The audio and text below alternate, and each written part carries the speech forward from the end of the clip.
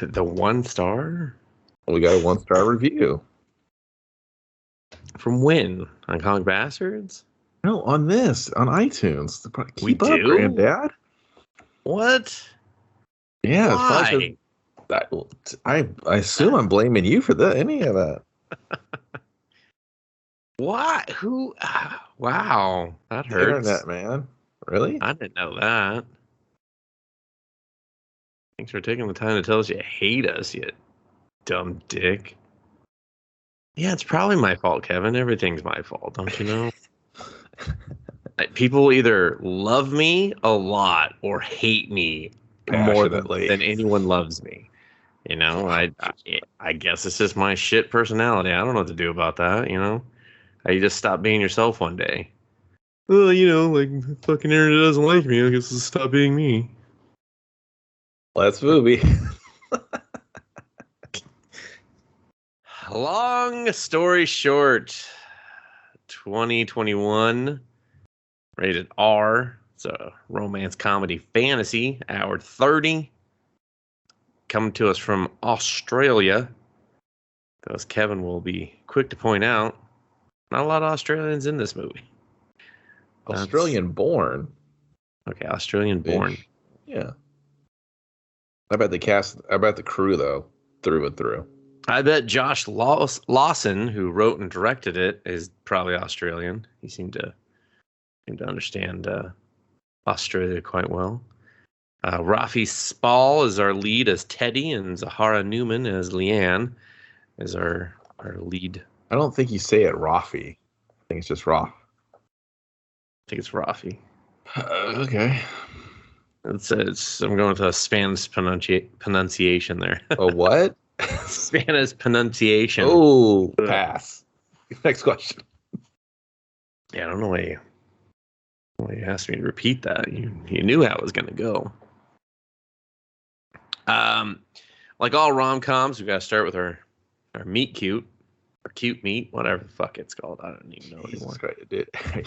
Okay, is there a gas I can never remember which one it is. That's not a tongue twister. That's just a more of like, I don't know. Is it this one or this one? They both sound right. But anyway, we see Teddy, and he's blitzing down some fucking stairs. Blitzing. It's New Year's Eve, I assume. It's never explicitly said, but people are counting down.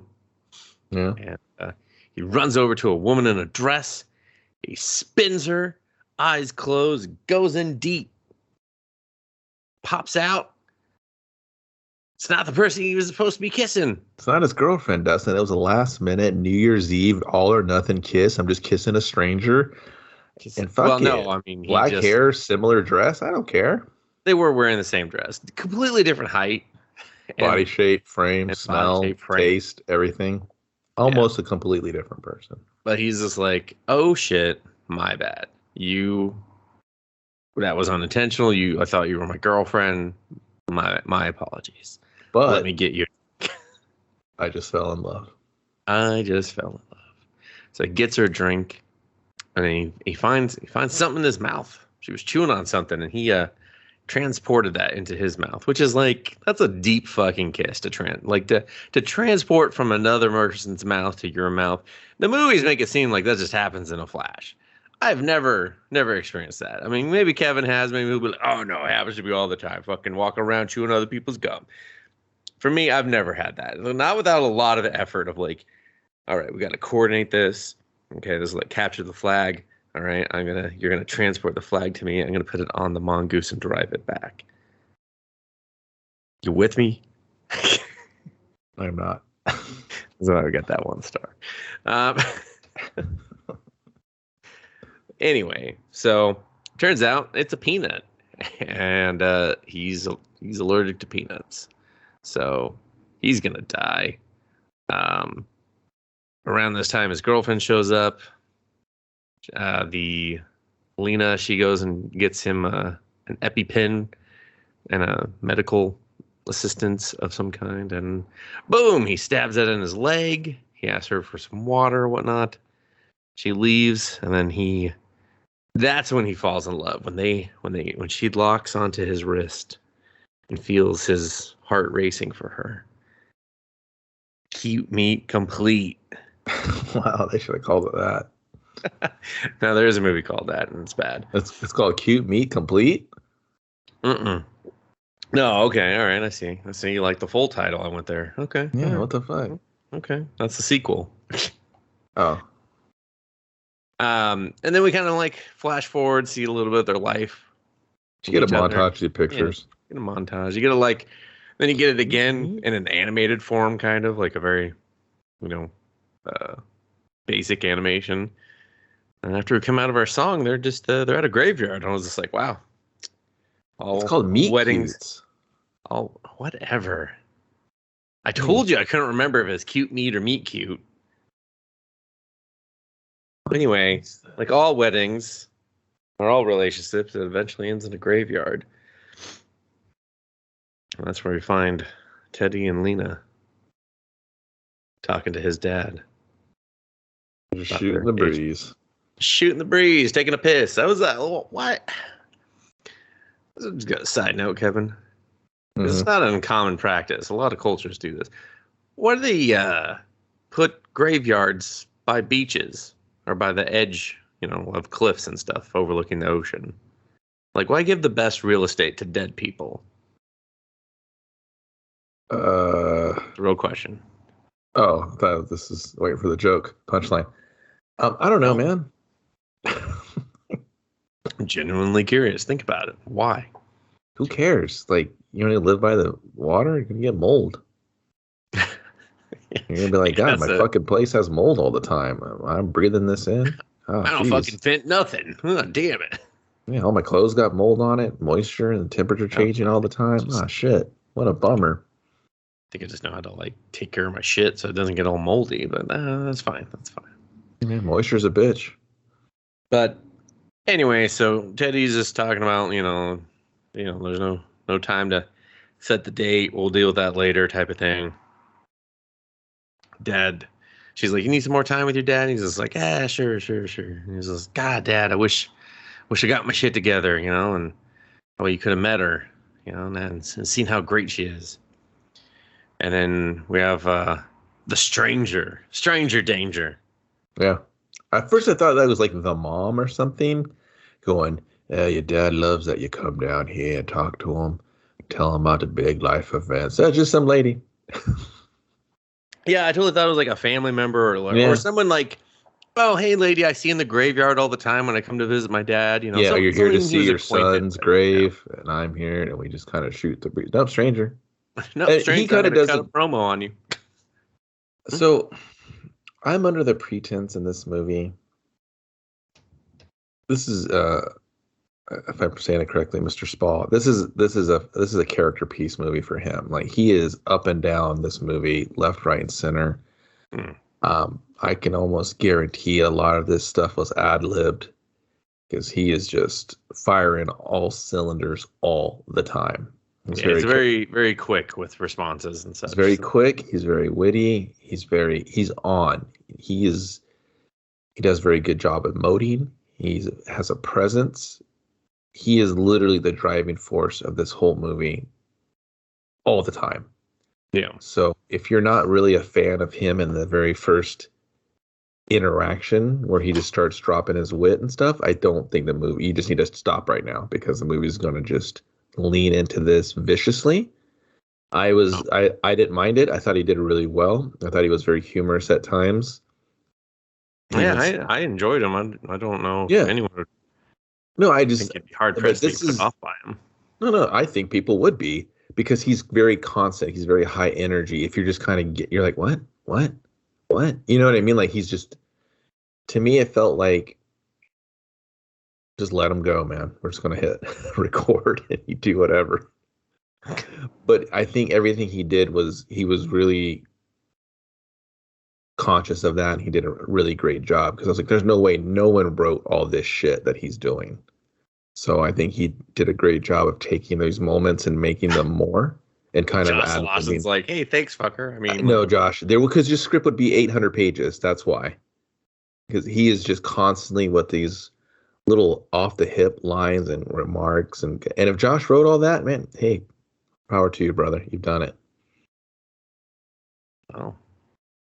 But our stranger, she starts just kind of just asking him questions like, "Hey, why didn't I heard you're getting engaged? Like, when's the date? Oh, I just we haven't picked the right time yet. Just waiting for the right time." And he says time too many times, and she's just like, "Oh, okay, motherfucker. All right." And then the fiance comes back, and she starts interacting with her, and just real bit of ball busting on him. He's just like.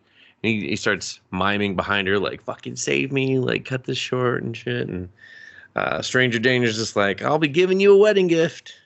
She's like, how about you just get married in 2 weeks? And just kind of goads him into agreeing to it. And he's just like, what the fuck just happened? He's like, all right, so that 2 weeks, okay. Boom, we're at the wedding. It's 2 weeks later. He's just like, all right. And basically just to sum up Teddy's shtick here is that he is too focused on work and it's a job he hates. Sound familiar, everybody? Probably living that life right now. And so that becomes, I'm just going to set that up because that's you kind of just, once you got that, and then you understand where the story is really going to be going. And Yeah, I think I like the story overall. There's some things there's room for improvement on certain things. I think it hits the ground running like a little too quick, where maybe that like first time should have like been a little slower. Like, yeah, like Ray's like it character gets there towards the end. The Ray's character doesn't get time to.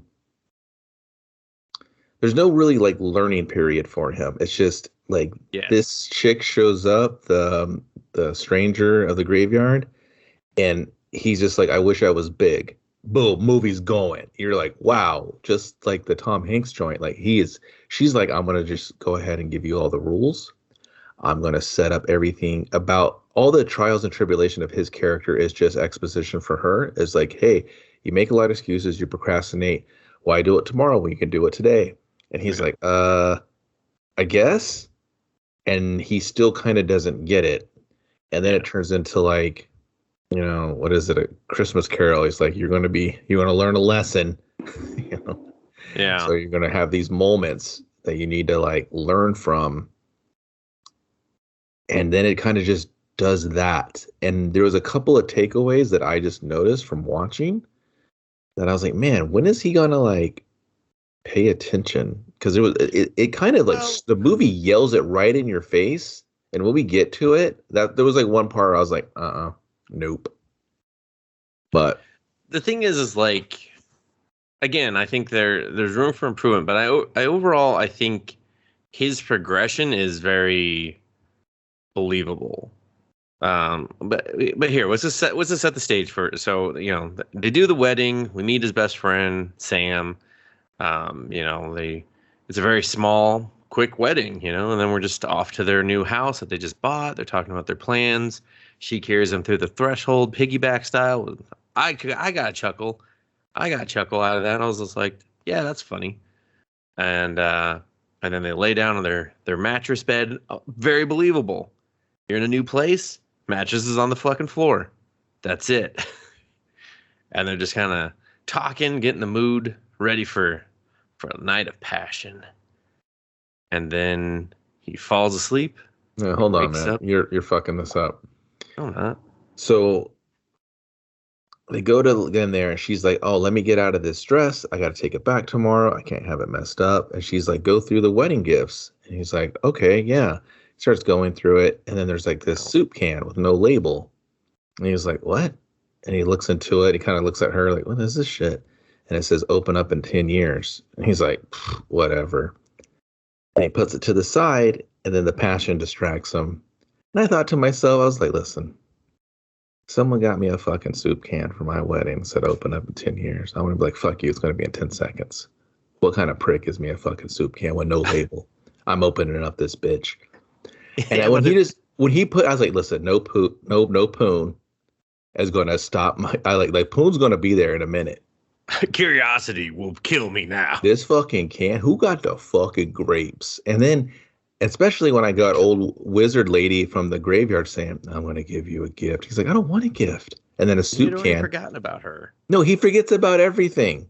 And I was like, no, you're going to forget about it. No, Dustin, you berate me with stories about people who interact with you in a Carl's fucking Jr. about your regular fucking show t-shirt. He's gonna forget the old lady that just told him how to get his life back together and forced him to fucking marry his girlfriend the next day. No, Yeah, no, but I'm fuck you, I'm movie. different than other people because Yeah, no, you're I'm a not. You're 1-star iTunes podcast. yeah, Okay, you're a fucking other people are a 5-star and don't even know it.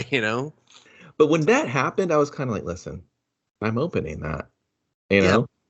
Okay. So and we did forget another thing. So he's looking at her ring and he's telling her about her wedding ring, where it was handmade by his father for his mother. Both obviously are not in the picture anymore because he has the ring, and she says it's perfect. So that I think that is somewhat important because it is actually 100% important to the story. And so when he shakes the can, there's something in the can. He's like, something's in here. The reason he forgets about the can, Kevin, is because after he gets distracted by the passion, and when he wakes up, he's 1 year in the future. It's his first year wedding anniversary. Where's the can, Kevin? He doesn't know. Yeah, it's in her box of shit. He doesn't know where the box of shit is. You just woke up Yeah, and the but whole dude, house is different. He's not going to be like, hey, honey, where's the box of shit? I which is really got to open that can. yeah, I get it, man. The story Get the started. I fuck get out of it. Like, easy, killer. I get it. You love the movie. You don't gotta fucking die on the cross. here. No, I'm just I'm saying, like, saying, I I'm get your fine. point of like, I'm let's open fine this with that can. part. I'm fine with that part. Like when he gets the distraction of saying, "Oh," she starts flipping the house, and he's like, "Oh, we said we were going to do this. What's going on?" But this is the part where he's like, "What's going on? You really just kind of did everything. The little plant we got is like 20 feet tall now. Holy shit. Clearly something is amiss." Yeah. And then she comes out of the bathroom after they have some banter and she's pregnant and he's just like, okay. Like, it just went from what to holy shit. And he does a great job of reacting. He sells everything nicely. My only major gripe is this goes on throughout the movie year after year. If my partner is having a fucking breakdown every year around our anniversary where they're psychotic and they think they're in the future and stuff, they need help. Okay? I don't care what's really happening those other 364 days, but this 1 year they seem to kind of have a psychotic meltdown. We got to do something. Like something's triggering you. I don't know what it is. I'm not going to just Kevin, ignore it. you know how relationships work. That could happen to you, and you would be like, listen, I'm just going to tack this onto the other 364 days because you've been a real asshole for 364 fucking days. Not like I that. found that part the most believable because it's just like, listen, I don't need extra stress. So whatever you're doing right now, could you just cool it with the fucking mental breakdown? Dustin, Okay? if you woke up in your apartment when you just moved in and then it looked like it's been lived in for a year, there's absolutely no way you're going to just let that shit slide. I don't care if your wife came out with 5 kids. You'd be like, well, those apparently are kidnap jobs. I got to explain later what happened to my apartment. Where is my shit? Yeah, but when the next day you're normal, they're going to be like, what a fucking weirdo. I just found like that leap, like my biggest the first one is jarring. Very, it's impressive. massive, man. And then we go right into the pregnancy. Whoa, that could have been like another one, but it's this movie's MO to really get to the fucking meat and potatoes. Same with the graveyard, same with this very first transition. I personally think it needed a moment to kind of breathe. Personally, I would have done like one, and then the second year is the kid. Like you know what I mean? I think that would have been more fitting for the story. For me personally, I think I would have listen, they say that, he doesn't make time like a lot, but they never really show that. I really think they needed to show me that rather than tell me that.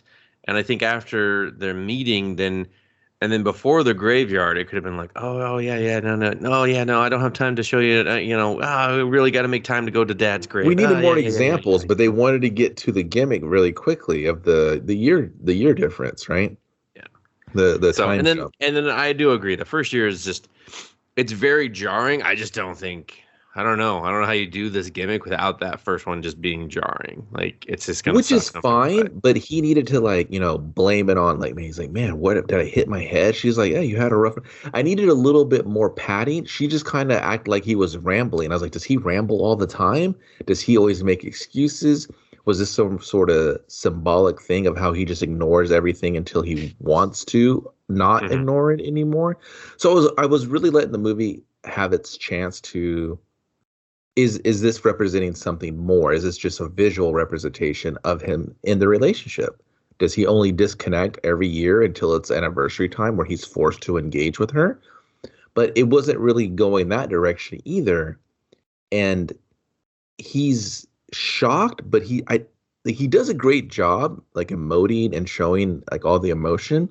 I just think the first one is so heavy and there's no rules to this time jumping. It's not like he learns a lesson and then he's visited by the next year. It's like there's not a moment of where he goes, damn, I actually learned in that iteration of that year. So when I get to the end of these years, I learned a lesson. I understand what me neglecting everything does to my partner, does to my life, does to my family, does to my soul, does to my friends. I miss everything because I'm selfish. Like I don't feel like he learns a lesson. He just stops doing it. Like it's just it's No, it's I a mean, it's a real Back to the Future ending, and I was kind of like, what? Like just because you I did feel he one thing. does. I just think it's a very slow burn. It's because you like. I mean, you nailed it. You said it's like a Christmas Carol.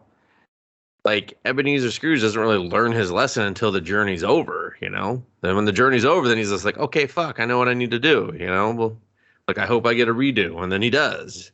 Um, and if people are like, oh, they just want like, come on, like the minute there's time jumping and he's jumping a year in the fucking future, of course there's gonna be a happier ending at the end. Like that's fucking obvious. Otherwise, I no one's don't gonna. know. I would have been it'd been kind of sweet if he just woke up on like a hill of skulls. He's like, oh shit! Well, It's like I would have cyber been, dying in the background. I would have been fine if the story continued right where at that 10 years, And but I mean, okay, so yeah, so he's panicked, he's freaking out, he's like, what the fuck, it's you're pregnant, okay, we're having a kid, and then she's got her anniversary gift. First year's paper. She's a stickler for tradition. And, Almost to like the whole definition of her character.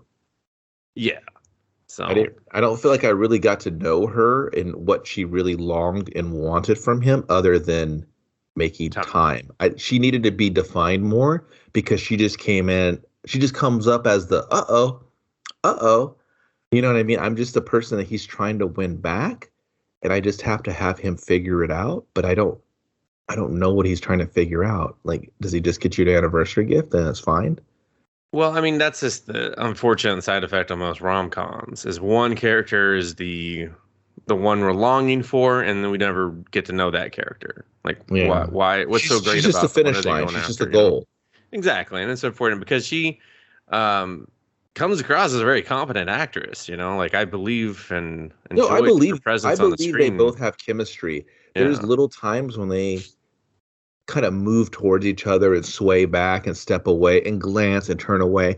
There's like chemistry there. Like they get along. I believe them, especially towards the end and yeah, the kitchen. I was like, wow, this is just well done. yeah. It's just this premise just needed more in the front and a little more at the end, maybe. I think it I think needed to to be save spread. it. I think it was too much in the front, and it needed to Well, I mean, be like like, before the whole kickoff of the gimmick. I mean, yeah, yeah. It needed to be. It just needed to be stretched out a little bit more. yeah. So, but anyway, so then she's like, "Why don't you have a lie down? You don't look well." And then so he's like, "Okay, yeah, I'll just kick back, close my eyes for a second." Closes his eyes. We see this kind of like sand effect, like this real Prince of Persia fucking sand effect going, and then everything disappears, and he's in new clothes in the same What position. sound did it make? Oh shit! That's the sound it made. It was like I would have heard that, but oh shit, I'm jumping. Like sand through an Oh no, hourglass. These are the days of our lives. there's the time. Do I hit the rewind button? Best entry. Where's the sequel? Fucking bullshit, Yubi. Anyway, so now he's in different clothes. The room looks the same, but then she comes in, she's not pregnant, and he's just like, oh, fuck, I had a terrible dream, you were pregnant, and she's like, oh, yeah, no, I'm not gonna do that again, like, I mean, not ever, but yeah, let's just see how the first one works out. And he's just like, what? And then they do this a couple times, but he starts going through his phone and looking at his Instagram timeline. He's just like, what the fuck did I do last year? Damn, I love social media. All the key moments are here. Yeah. And then boom, he meets his daughter. And then she's got another gift for him. I don't remember what the second one is. What's the second one? Isn't 3 leather and 2 3 is leather, but yeah, no, I remember that one. 2 is cotton. It's a t-shirt. It's a t-shirt of their best day. It's the funniest thing you've ever said. He's like, really? What was it? Well, this part made me chuckle and he's like, this is your daughter. He's like, oh, this is your child. He's like, a boy. He's like, it's a daughter. Good. What a beautiful girl. No, he was like, that was my second guess. Yeah, that was my second guess. And then he was like, what's her name? And he's like, oh, old her. And then he's like, how about this? How about we say it both at the same time? And she's like, what? He's like, let's just give it a shot. And then they say her name, and he's like, fucking hell. he's like fucking Tallulah. Yeah, oh, like you're fucking with me. Christ. And she's just like, why we're not changing the name, no ragging the name. You call her Lula, you could call her Tula. He's just like, man, we're sold on that. He just buries the name. It's super funny. So, and then he holds the baby all awkward, and he doesn't want to hold that thing at all. Well, yeah, and he's just like, nice to meet you. I like how he shook the baby's hand first. He's like, all right, let's do a proper meet here, And then he's just, I think this is the one where he puts the orange in the planter that just like instantly biodegrades in a year and doesn't smell. I was just like, everyone just lived with that for a year. Like, it smells like moldy oranges in here. What the fuck? Is that he's like, no, leave it. Tallulah, did you hide some moldy oranges again? She's like, I have to do it for the movie plot. Tapatia, what are you up to? She's like, I love that name. Call me that. I'm spicy. And I think at this point he also has called Sam before he loses the orange or does the orange thing. Yeah, he demands Sam to make this time on his calendar, this time next year, come by, bring me this. Yeah, bring me an anniversary gift. And Sam's just like, what? He can't be clear with Sam because he doesn't have time, basically. LOL. Get it, everyone? Yeah. The movie doesn't give him any time to do the thing. You know what kind of bothered me? It's like, I wish what is he doing for those besides wrecking his marriage, right? He's just doing what he's just known to do. And it's just, he can't, it's really weird. Like, does he have any conscious memory of that year? No. He has to see things, but he can't leave himself a note. He can't, know what I mean? He can't communicate. That's what I thought it was great, Kevin. There is no time. He doesn't have time to leave himself notes. Like, what good would it do? That's why he tries to use Sam, because Sam's a quick phone call. He's like, Sam, you do this. You're going to have time to type it into the phone. I'm not going to be able to. Like, this shit's going to whisk me away the minute I start trying to add shit. But then what good would that do? Because it's like, as we learn, he's just popping in. He's just has tattoos all over him. He's like, I saw it in a movie. I saw it in a movie. I thought it would work. No, it didn't. It cost you your marriage. He's like, well, fuck. Oh. Damn. That was quick. That was a lot quick. 2 more movies. You ever seen Groundhog Day? Yeah, so then now we're in year 3, and Sam shows up, and he just runs out. He goes and he takes a walk with Sam, and he tries to explain it, and he does. He brings up Groundhog's Day, and he's just like, well, what do you fucking do with Groundhog's Day? He's like, how to make the perfect day.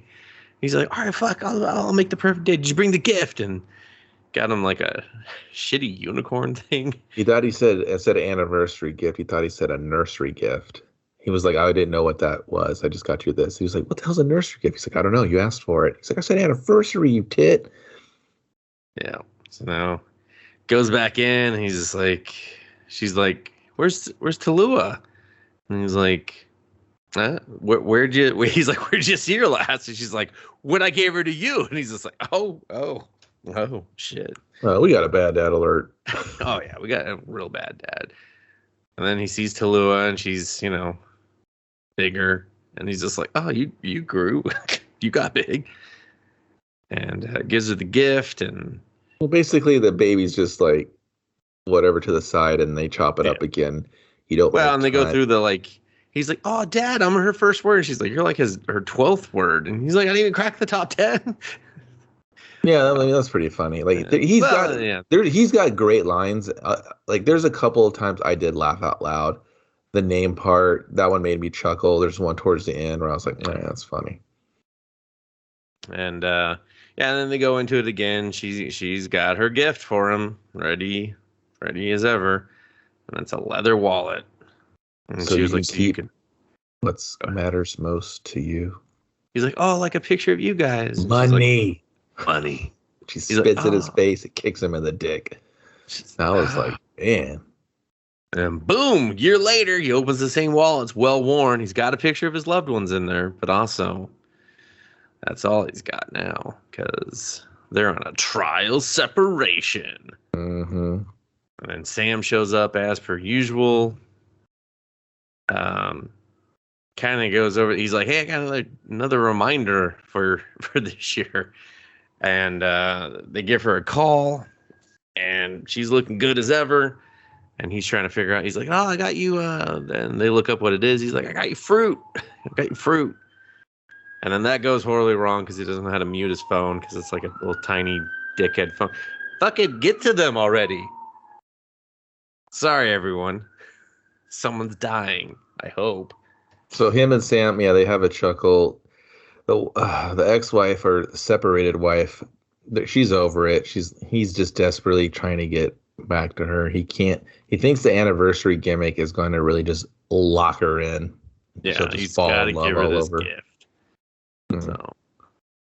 So, It makes him kind of a dumb character, right? He's kind of short-sighted and thinking that's really all it is, that she's just really over with.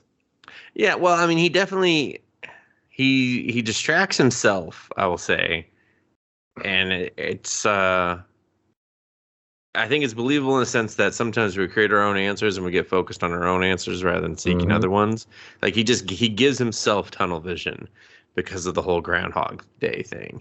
He just thinks, okay, I just got to figure this out and make one day perfect, and we're perfect good, day, yeah.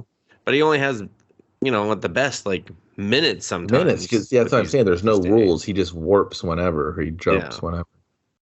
So, and that one doesn't go well. I mean, wouldn't it really more of like a Scott Bakula thing, where he's kind of like he has to make the person's life back on track before he can leap again? You're mixing everything up here. And so now he is Quantum leap. We got it. There's a Ziggy in there. Come on. Ziggy died recently. The robot's name was Ziggy. Al was the guy that had Al. Ziggy. Yeah, Jesus whatever. Christ. Al dude. died, okay? The disrespect is just, I can't even. Yeah, I'm disrespecting Quantum Leap, but oh, come on. classic from the fucking 80s. cold classic. 90s. You'll get it right. Whoa, don't you dare. Don't you dare. Quantum Leap TV's in fucking 1989. Thank you, sir. Fuck you. I know when that Quantum Leap started. Yeah, you just don't know who starred in it. No, I definitely know who starred in it, but does not. You called the guy. You called Al Ziggy, traitor. I couldn't remember his fucking name. I knew that you would correct me if I just threw it out there. He's been in Battlestar. He was a goat there too. Come on. Jesus Christ! No one wants to talk about Quantum Leap. Okay, dude. Go do your Quantum Leap podcast. I mean, you'll get like 5 stars that way. People love it. They're like, we love everything Kevin does. You might want to pump the brakes on this Quantum Leap. Dissing. I'm not dissing. I'm just saying, like, quiet. Get it out of here. Yeah, like time and place, motherfucker. Anyway, so now he is. He's gone forward again to. I almost want to leaped forward, but I'm not going to now. He's moved forward to the 5th year, and Becca's back in his life. His apartment's different. Furniture's changed. Everyone's separated. Yeah, Becca is the girlfriend that he mistakenly was looking for, and end up kissing the wrong person. Wait, what? He was mistakenly looking for his girlfriend? No, Yeah, he was mistakenly that he looked for and mistook yeah. someone else. Shut up. Everyone fucking go to hell, Kevin. So she's there. He's like, "What are you doing here?" And she's like, "Oh, you don't remember?" And then she starts getting all Booty frisky business call. with him. Yeah. And he's just like, "Okay, I think I'm up to it. I'm gonna move my leg out from this region." And then ding ding. Uh-oh, the ex is home. And I like this scene because I do think that this was like a good character moment. Like she's there, or Lena's there. She's talking about how she misses him. He's like, yes, fuck yes, fine. Like he kicked Becca out the back and just said like, shut up, don't come in, be quiet. And then they're about to get passionate. He's like, yes, I finally won her over. Was his do the sex, and the sex will make things better. Oh, I think we missed a letter thing. Year 3. Fuck it, whatever. Well, yeah, they went to counseling and they wrote a letter, and basically the letters were just two different things. Like she was mentally somewhere else and emotionally somewhere else, and her letter proved it. And then she read his because he was just being evasive about his letter, and he just kind of really dug into her. How I know I know you haven't been happy, and you resent me, and blah blah blah. Mm-hmm. So, yeah, but so now they're about to get frisky, but then she finds a bra, classic bra. Who's shoving bras in between couch cushions? I don't fucking know. But people are doing it. I mean, don't women put their bra back on afterwards? Dude, what's a booty call, bro? Like, what's wrong with you? Who's going home without the bra? Get more booty, homie, and you know what's going on. Yeah. I'm not here to discuss the booty that I have gotten, all right, sir, but I've never had a couch full of bras, all right? I don't buy that. I don't buy that. The wine glass thing that she brings up, I buy that more.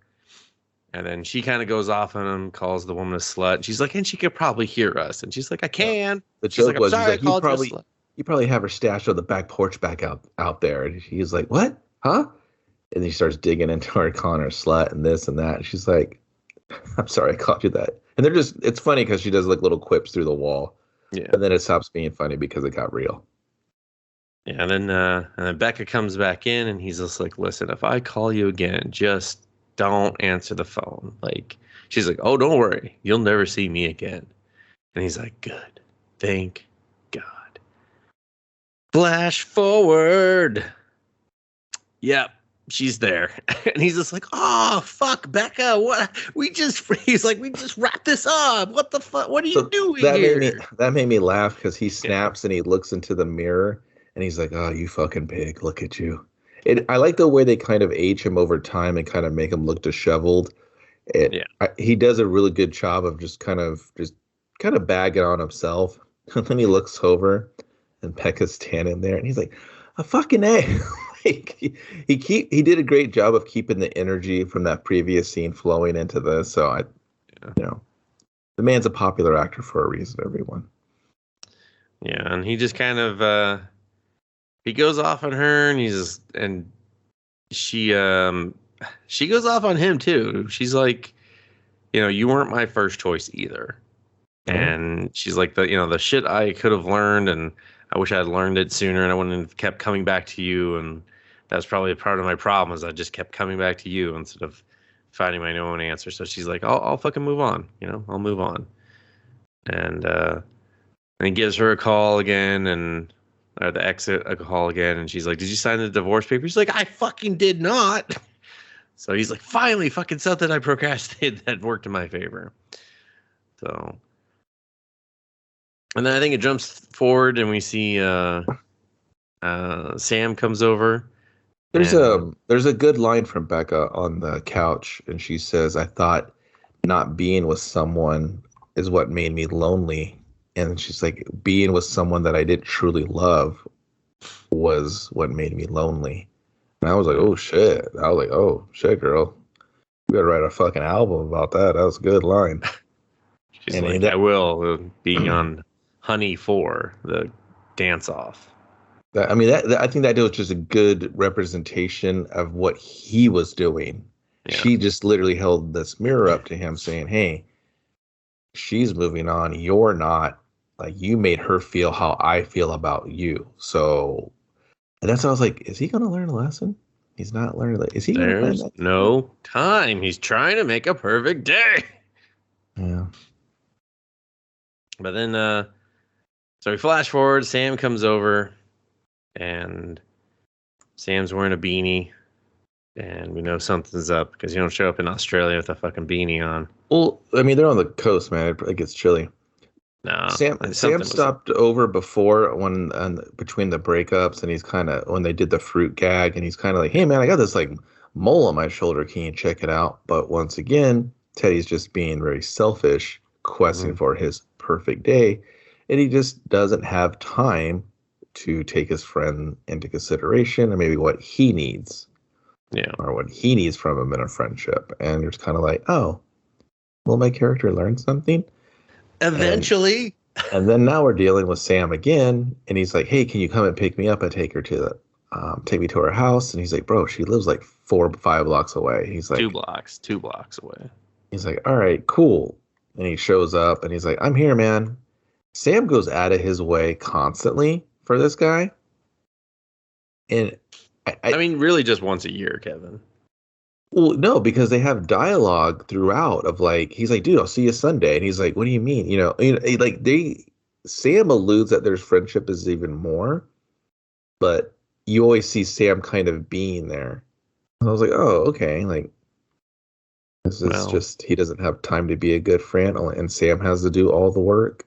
Like, so I mean, if he wasn't so charismatic as this lead, which is being constantly so he's very quick in every scene, you don't really get time to go, man, is this guy an asshole? Does he kind of deserve all this? Oh, there we go. So Yeah, I mean, like, again, that's why I think we need to see more of him being an asshole, because I don't really find him to be being an asshole right now, because there's just a lot of confusion and anger of what he's going through, and he's just kind of like feels stuck in this situation that he cannot control at all. And that's the thing, the situation, the gimmick of figuring out what the perfect day is bigger than the characters at times, and I think that's what kind of makes the movie not hit 100%. I don't know. I mean, I really forgot about the whole perfect day thing. I felt like he was just trying to survive the moment after a while. Like I didn't really dwell on that until it was kind of just loosely brought up again. Mm-hmm. But yeah, so then he has like a heart to heart with Sam about his cancer, and he's like, when did you find out? And he's like, dude, you were there with me. He's just like, tell me like I don't fucking know. Tell me like it's the first time. Just humor me. And I liked how he could convince them, like, just tell me like this, like I don't know shit right now. And they would kind of just be, all right, man, like, here you go. I'll tell you, it felt more convincing than just them going along with it just for the sake of the story, which is what they're kind of do. But like, I think he did a good job setting it up to where if I was being, hounded that way, I'd be like, okay, all right, fine. Here you go. This is what you're looking for. Okay. And then, so he just kind of gives them all the information about it. It's like, it's skin cancer, like the mole Kevin mentioned. And he's just like, are you going to beat it? He's just like, yeah, I'm going to beat it. He's like, you going to be here next year? And he's just like, yeah, I'll see you on Sunday. He's like, no, I mean like next year, the year after that. And he's just like, yeah, man, fuck cancer. I'm gonna beat this shit. And then he just like, it was great because he had him pull over, and then he's like, all right, take me to your house. And then he just pulls into the house right in front of them. And he's like, I told you it was close. I thought that was humorous because I was like, they were just like literally outside her house. And he was like, just let me pull in there. We could talk there. So, and this is where we get to see Leanne's new Lena. Is it Leanne? Leanna? Lena? Whatever. It doesn't matter, dude. If I tell you your name, you're just going to piss on it anyway. All these damn Lena names. And then fucking Kato comes out, mate. No, not yet.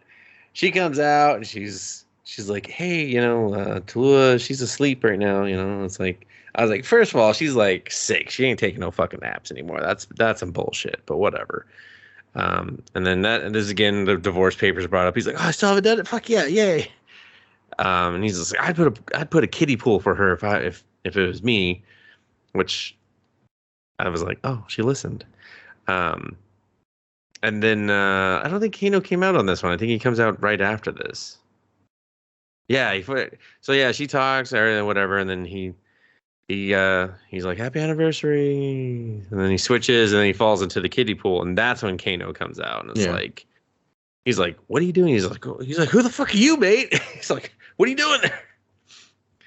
And she's like, "Teddy, what are you doing here?" She's like, "It's not your time with Tallulah," and he's just like, "Oh, fucking," he's like, just who's this guy? I don't think I should leave you alone with this guy. And she's like, "This is my boyfriend. We've been through this. You even said he's I a don't nice think guy." you should. Who's this guy? Clearly gay man that you're not. No, he with. said hopefully gay. He's like, hopefully gay man. She's like, "No, he's not. He's my boyfriend." And then we find out she's written the book, and he's like, "Oh, you wrote the book." He's like, "Oh, that's awesome." He's like, "What's it about?" She said, "You said you read it." He's like, "Just tell me, like, I'm trying to tell someone that's never read the book before, okay? In your own words." She's like, "They're all my own words." He's like, "God damn it, just fucking please, just please." So she tells him the plot, and I was just like, it's good that he made all those mental notes. I'm just gonna say that, everyone. And eventually she got the Great Dane that she wanted in the very beginning, and he's like, "You mind if I walk him?" And he just goes and he takes his dog to walk for some reason. I was like, who's letting their ex-husband just like walk their puppy for randomness? Yeah, the same guy that's taking their kid. Like, come on, calm down, dude. So yeah, but he didn't have the kid. He just took the dog. I wouldn't show up to my ex's place and be like, "Hey, can I walk the dog?" All right, cool. Like, I don't know. But anyway, so he's on the beach and then boom, flashes again. And I like this scene because he finds basically like I'm just going to call it a Snickers bar with peanuts. And he's like, fuck it. I'm just going to end it here. I'm going to, I eat this. I go into shock and no one's going to be able to save me. I'm going to be dead. I'm going to warp forward and be dead. Why not? And then this little girl behind him is just like, "Are you okay?" And he's just like, "Oh, fuck. Not that it's any of your concern, but yeah, I'm a little sad." And it takes him a minute to figure out that that's his daughter. And he's like, "Where are your parents? Like, your dad just drops you off the beach like this?" And he's like, "Where the fuck is he?" And she just points to him, and he's just like, "Oh shit! Oh hey, you're big, ain't you?"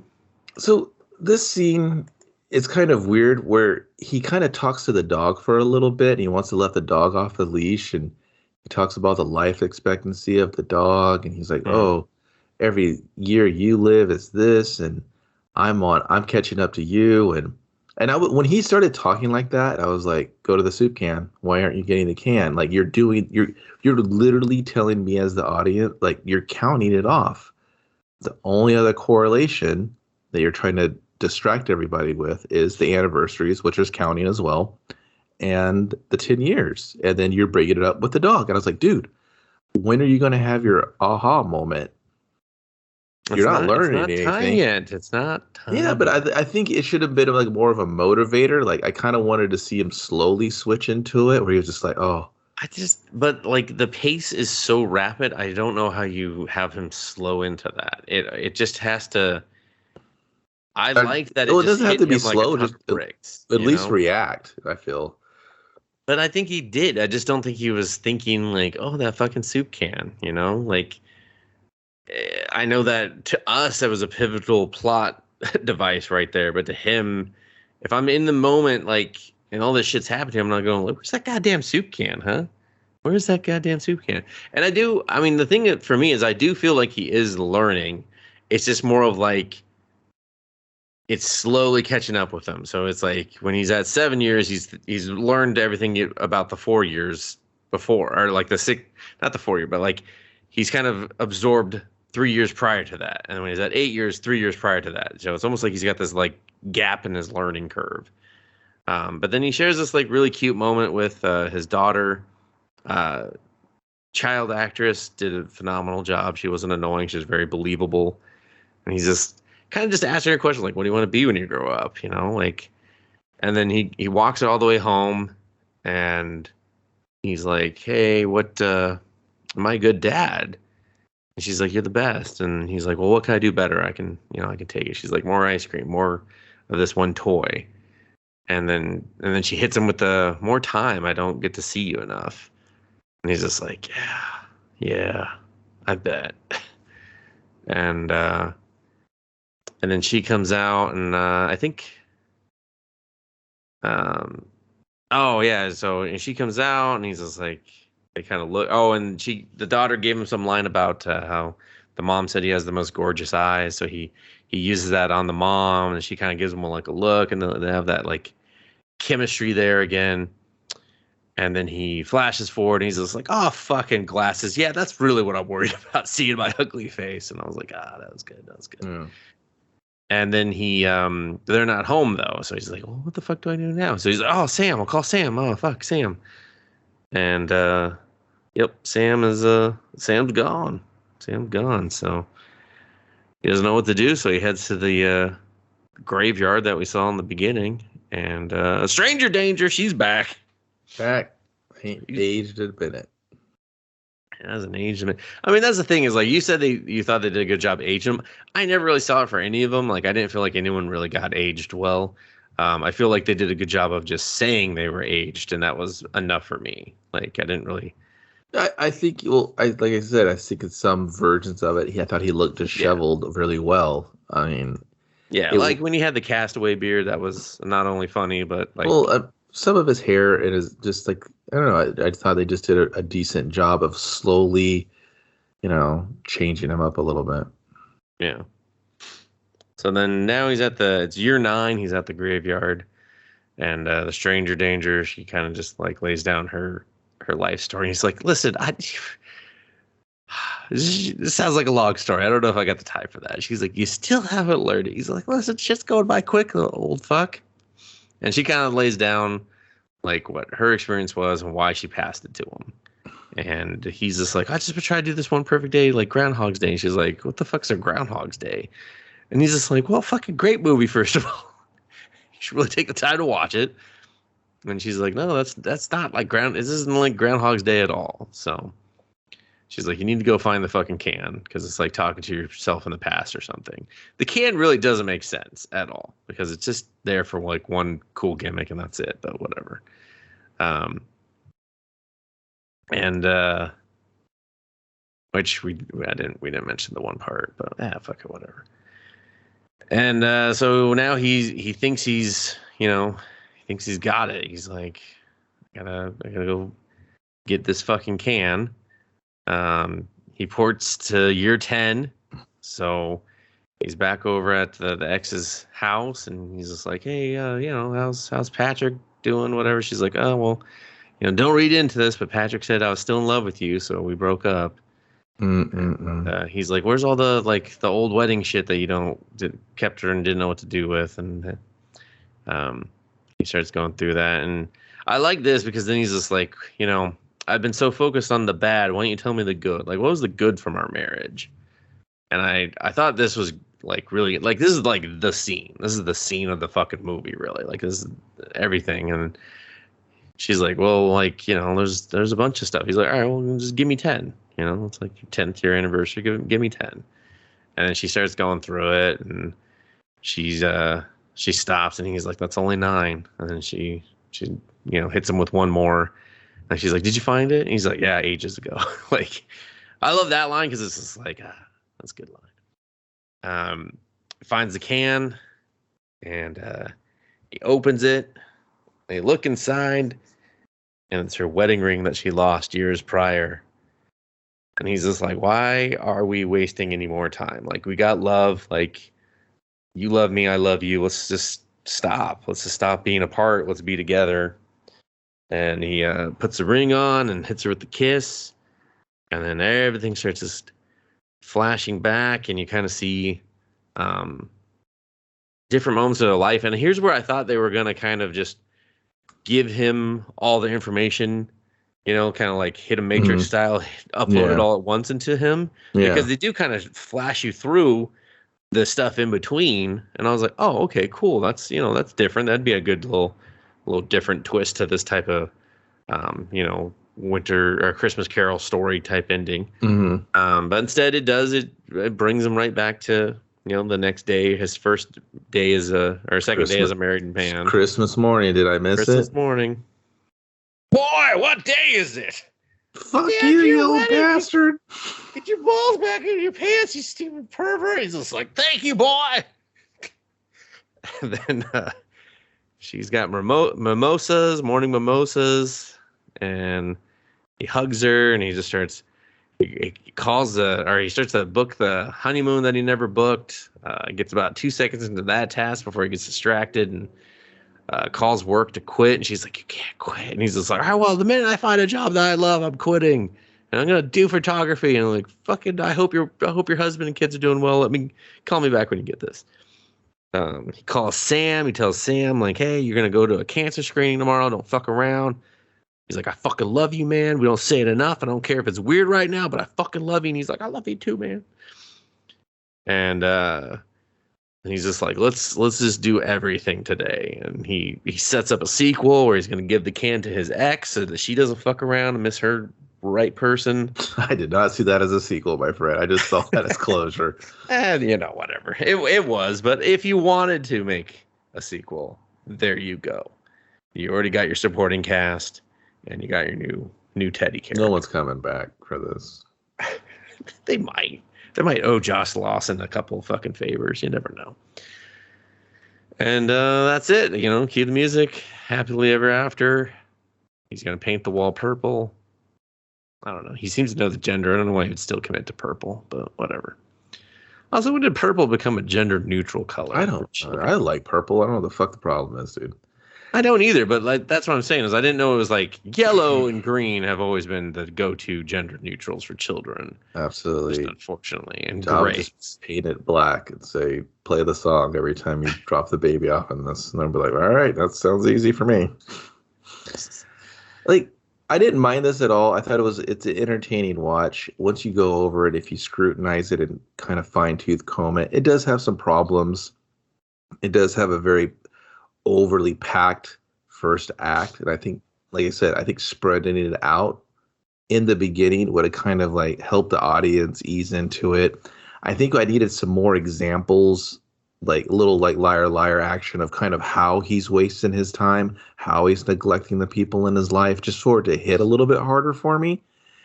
But I know it's a small movie. We don't got a lot of time for that. We had a few locations and we made the most of it. But it's entertaining. It's enjoyable. His performance is very good. So yeah. I mean, it's a vehicle for him, and he goes hog wild on it. You can tell he does some ad libbing. He has a lot of fun with it, and he stays in his lane. He does a great job. Like going back to the locations real quick, I thought they actually did a really good job of using the locations. Like, there's only technically 4, all right, 5 if you count all the beginning shit that they never go back to. But it's like we have his house, we have outside the house at the beach, kind of, and then we have her house, and then we have the graveyard. Like, that's it. And I never felt trapped in those locations. I think because of the frantic pace and because the changing of sets and everything and his clothes, it didn't feel like I was watching just a movie stuck in this fucking room of the house. They did a very good job of keeping it there when it needed to be and progressing when they didn't. Like when he was outside of her house and he transitioned, I was like, oh, okay, cool. So he just transitions wherever he is, and that's actually kind of cool and interesting. That's a good little like addition to the gimmick that works well. So I mean, I definitely think his acting is great. I mean, I thought her acting was great too. I just think she, unfortunately, due to the construction of the story, didn't get enough time. But I mean, you can nitpick it, but for like a rom-com, I mean, a rom-com, got nitpicking every fucking word out of my goddamn mouth. I mean, this is like an audio presentation, so people are like, so he was confident watching this? Okay, I got tongue twisted. Sorry. Okay, is this 60 Days In? Jesus, this guy. Anyway, for a rom-com, I think it's actually very successful when it does. And it didn't feel, I don't know, it didn't feel too like pandering to him or anything like that. Like, this fucker's got to get his shit together and learn a lesson, otherwise he's going to lose her. And you could kind of see why she loved him, because he's still, like, she says it best. She's like, I just don't know what happened to you after we got married. And he's like, I'm still the man from the day you got married. Like, I am 6 minutes away from being that man, you know? And it was just kind of like great. And because he could still be like sweet and stuff like that. And I think like the moment with his daughter was really great, because it just showed like, you know, when he saw the baby, he wasn't ready for fatherhood, but here he is. He's just like, oh, fucking yeah, I've had time to process that I have a kid. And I think he had like a minute to get ready for fatherhood, you know. Yeah, exactly. And I think that's why it does so well. But yeah, no, he's not. They don't give you time to. It's just like, hey, people fall out of love. Sometimes they are not the same person. They evolve, and I mean, even his, whatever her name was, Beth or something. Becca says the same thing. Like, he was like, oh shit.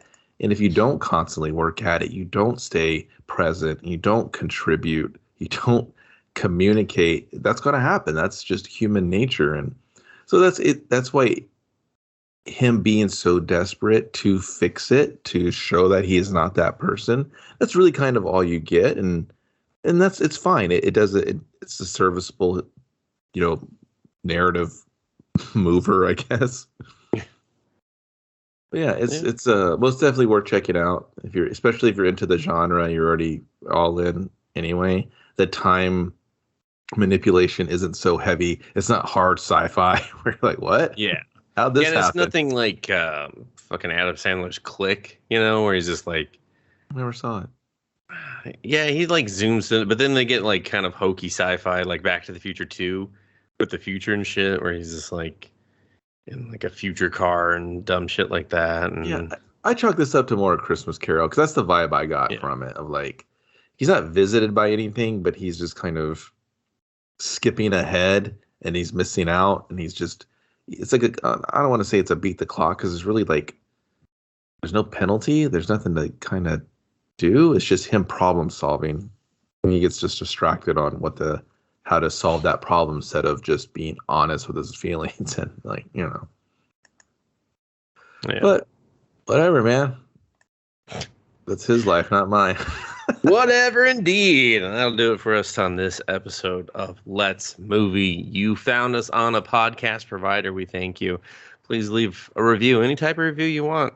It doesn't matter. It doesn't hurt my feelings at all. Oh, you fucker. Anyway, our greatest gift you can give us this holiday season is telling someone about this show and sharing it with them. We hope you will do that.